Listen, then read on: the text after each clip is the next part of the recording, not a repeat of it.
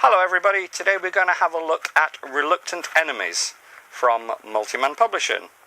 This is a game that covers Operation Exporter, quite a little known series of battles where the Commonwealth invaded the Lebanon and Syria in 1941 that were at that point controlled by the Vichy French, hence the reluctance.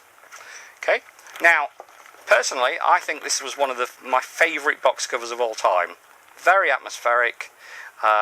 You can see the Brencarry in the desert. You might not be able to tell, but there's some artwork faded away in the background as well. Really nice, quite a slim box.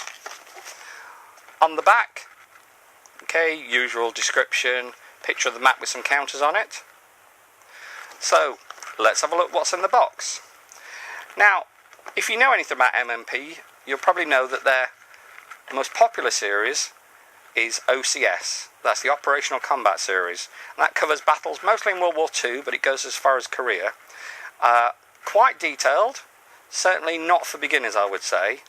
A lot of information, a lot of focus on supply, and lots of aircraft, things like that, artillery. So, accessible, playable, but not really what you might expect for beginners. There's a lot of stuff in this little box, I'll tell you. Okay, first of all, we start with the special rules just for this game. Now, these aren't the standard rules, these are the Reluctant Enemies rules, and you'll see the standard rules in a minute. These are 24 pages. Okay, that's quite a lot without even having the basic rules in there. But it's got order of battles, it's got information, lots and lots of history. So don't worry about it too much. There's only about 6 or so pages of actual information that you need to play the game. The rest of it is commentary. Next, we get into the meat and bones of this. The Operational Combat Series rules. Now, if you've never played a war game before, you're going to look at this and probably think, wow, 48 pages, reasonable sized text, not too small, but this is almost all rules. You've got air combat, you've got engineers, you've got railroads, you've got supply.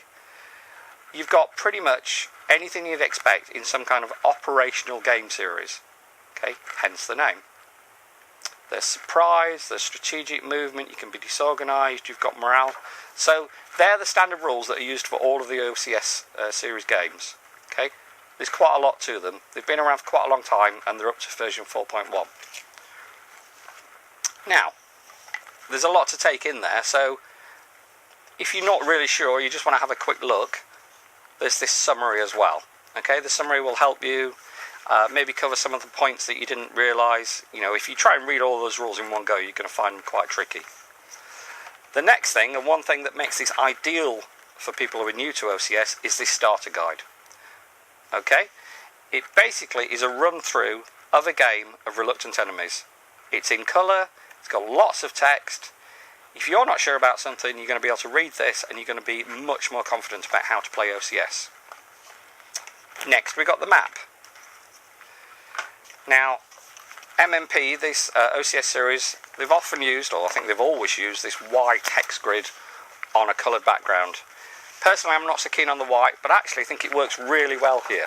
I think this is actually probably one of the best maps they've ever done for the OCS series. It's got lots of information on it. You can see Mount Hermon there. Okay, you've got the Sea of Galilee, you've got Syria, Transjordan, Palestine and the Lebanon up there. Really nicely done. You shouldn't have any difficulty understanding this. You've got the turn record track there, which looks a bit complicated but is a lot simpler than it looks. Terrain effects chart. Okay, really nicely done.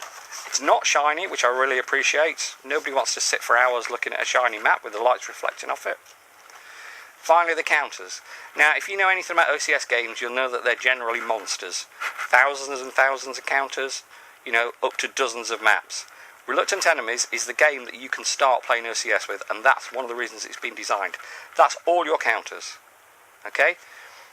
Here, you've got the units, British units, French units, markers. So only half of those counters are actually going to be on the map at any one point anyway, generally.